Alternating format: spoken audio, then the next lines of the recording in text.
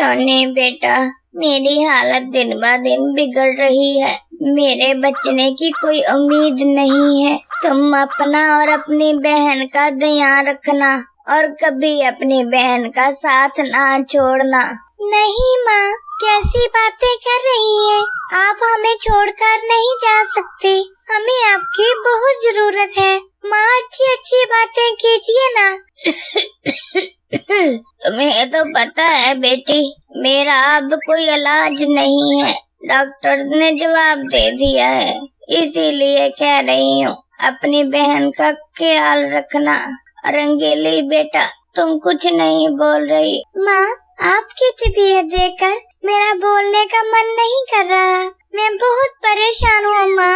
आपके सिवा हमारा इस दुनिया में और कोई नहीं है। हम क्या करेंगे आपके बिना माँ? रंगीली और टोनी दो बहनें थी। उनकी माँ बीमार हो गई। वो अपनी माँ के लिए बहुत ही ज्यादा परेशान थी। उन्होंने इलाज में कोई भी कसर ना छोड़ी, मगर उनकी माँ की तबीयत दिन ब दिन बिगड़ती रही। माँ, मैं आपके लिए विदेश से डॉक्टर्स बुलाऊंगी।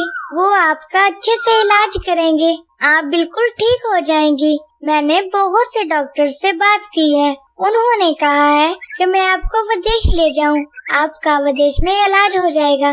बेटा, मैं विदेश कैसे जा सकती हूँ? फिर मैं अकेले कैसे जाऊंगी? माँ, हम आपको अकेले नहीं जाने देंगे। मैं और रंगीली आपके साथ जाएंगे। हम दोनों आपका ध्यान रखेंगे। ठीक है बेटा, जैसे तुम्हारी मर्जी। टोनी चिड़िया ने अपनी माँ को विदेश वाले हॉस्पिटल में ले जाने का फैसला किया।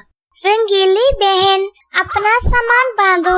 हम माँ को लेकर विदेश वाले अस्पताल में जाएंगे और वहाँ से माँ का इलाज करवाएंगे। माँ बिल्कुल ठीक हो जाएगी। और हाँ, माँ के कुछ खाने पीने का भी सामान रख लेना, सफर में काम आएगा। विदेश? अब हम विदेश जाएंगे। अगर हम वहाँ पर गुम हो गए तो? अरे पागल, हम बच्चे थोड़ी ना हैं जो हम वहाँ पर गुम हो जाएंगे। हम तीनों एक दूसरे का सहारा बनकर रहेंगे। हम कभी भी एक दूसरे को अकेला नहीं छोड़ेंगे। फिर हम गुम भला कैसे होंगे? ठीक कहती हो टोनी बहन। काश हम टूर के लिए जाते। इस तरह माँ को अस्पताल नया लेके जाते तो माँ हमारे साथ सैर करती तो कितना मजा आता। तुम फिक्र ना करो, जब माँ बिल्कुल ठीक हो जाएगी तो हम टूर के लिए भी निकलेंगे और खूब सारे मजे करेंगे। बस दुआ करो माँ जल्द से जल्द ठीक हो जाए। टोनी बहन, कब जाना है? हमारी टिकटें फाइनल हो गई हैं क्या? रंगीली, हम आज ही निकलेंगे। टोनी चिड़िया और रंगीली चिड़िया ने तैयारी मुकम्मल कर ली और अपनी माँ को लेकर विदेश चली गयी। रंगीली, माँ सारे रास्ते में नहीं हिली। आखिर माँ ने खाने के लिए भी कुछ नहीं मांगा। मुझे तो बहुत चिंता हो रही है। हाँ टोनी बहन, मैंने भी ये बात नोटिस की है। माँ ने सच में कुछ नहीं मांगा। एक बार माँ को देखो तो सही। मुझे बहुत डर लग रहा है। तुम डरो नहीं रंगीली, मैं तुम्हारे साथ हूँ ना।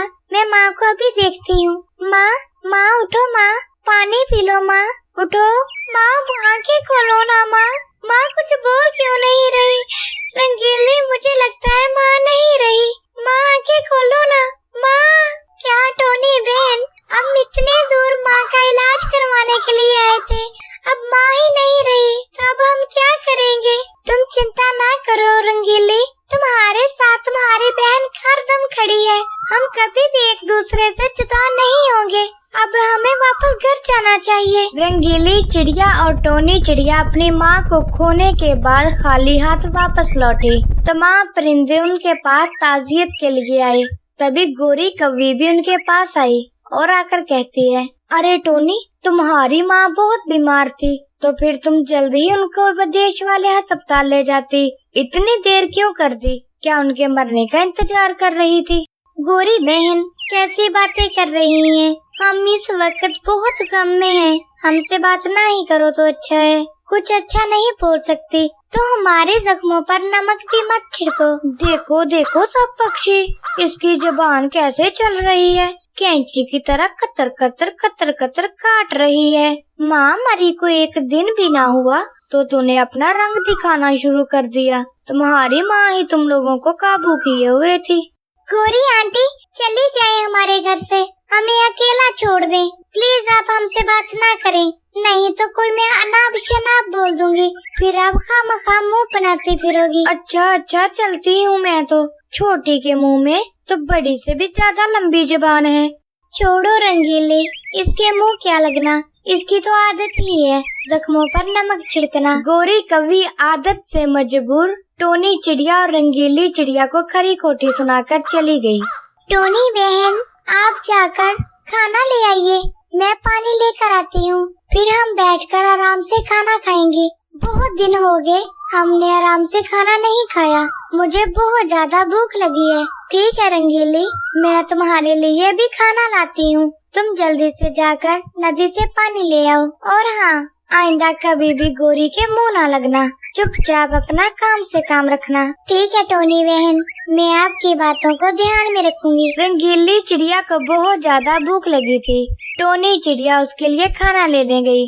रंगीली चिड़िया नदी किनारे से एक बाल्टी पानी भर रही थी, तभी ऊपर से गोरी कौवी आ गई। अरे क्या जमाना आ गया है, दूसरों के माता पिता चले जाएं, उनको तो खाना भूल जाता है, और ये देखो कि कैसे भर भर बाल्टी पानी लेके जा रही है, जैसे ये माँ के मरने का इंतजार कर रही हूँ।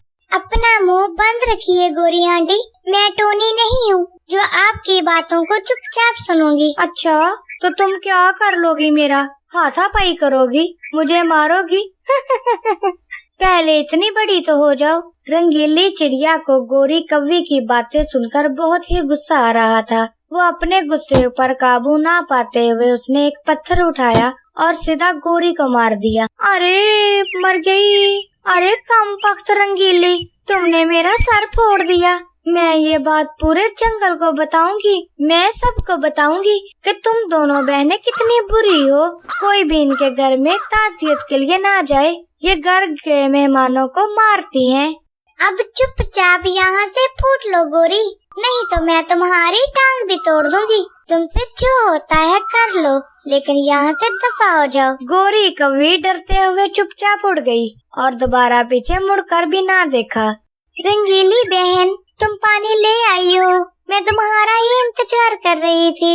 मैंने सुना है कि तुमने गोरी बहन के साथ झगड़ा किया है। मैंने तुम्हें रंगीली मना भी किया था कि गोरी के मुंह मत लगना। नहीं नहीं टोनी बहन, मैंने उसके साथ झगड़ा नहीं किया, बल्कि वो खुद ही आकर मेरे साथ झगड़ने लगी। पता नहीं क्या अनाप शनाप बोले जा रही थी, मुझसे बर्दाश्त नहीं हुआ तो बस मैंने उसे पत्थर मार दिया। देखो रंगीली, तुम्हारे पत्थर मारने से उसकी जान भी जा सकती थी, तुमने बहुत ही गलत किया है। माफ कर दो टोनी बहन, मैं आइंदा ध्यान रखूंगी। खाओ खाओ रंगीली खाना, और खाओ, खाकर फिर झगड़े के लिए तैयार भी तो होना है। तुम्हारी बहन ने तो तुम्हें अकल देनी ही नहीं, इतना नहीं कि गोरी आंटी से माफी मांग ले। मैं नहीं रंगीली, तुम चुप रहो, मैं खुद ही बात कर लेती हूँ। देखिए गोरी बहन, रंगीली की तरफ से मैं आपसे माफी मांगती हूँ। आप आइंदा अपनी जुबान को काबू में रखिए, रंगीली अपने हाथों को काबू में रखेगी, मैं आपसे वादा करती हूँ। ठीक है, मैं चलती हूँ, आइंदा ध्यान रखना। टोनी चिड़िया और रंगीली चिड़िया से शिकायत करने के बाद गोरी कौवी वापस अपने घर आई और आकर कालू जी से कहा, कालू जी, ये देखो रंगीली और टोनी ने मेरा सर फाड़ दिया। मैं तो बस उनके घर में उनकी माँ का अफसोस करने गई थी और वो दोनों तो पगला गई हैं। उन्होंने मुझे पकड़कर खूब मारा। अरे गोरी, मैं तुम्हें बहुत अच्छे से जानता हूँ, तुम अपनी जुबान को काबू में नहीं रख सकती। मुझे सब पता चल गया है, तुमने कैसे उनके साथ पंगा लिया, फिर उन दोनों ने तुम्हें पकड़कर खूब मारा। अरे नहीं, मुझे दोनों ने नहीं मारा, मुझे तो बस रंगीली ने मारा। शर्म करो गोरी, तुम एक छोटी सी बच्ची से पिटकर आ गई। अपनी जुबान को काबू में रखो, आइंदा मैं तुम्हारी शिकायत ना सुनूं, और चलकर उन दोनों से माफी मांगो। जब तुम्हारी माँ मरी थी तो तुम्हें कितना गम था, इसी तरह उनको भी बहुत गम है अपनी माँ का, और तुम आदत से मजबूर उनके जले पर नमक छिड़कने चली जाती हो। मुझे माफ कर दे कालू जी, मैं अपना गम भूल ही गई थी। वाकई मैं बहुत दुखी थी। टोनी और रंगीली बेचारी पर तो मैं खामखा तनकीदें करती रही। मैं उनसे जाकर अभी माफी मांग लेती हूँ, मेरी तरफ से भी ताजियत कराना। गोरी बहन, अब क्या लेने आई हैं? मुझे माफ कर दो टोनी, मुझे कालू जी ने समझाया, मैंने आप लोगों के साथ बहुत ही बुरा किया है, मुझे माफ कर दो।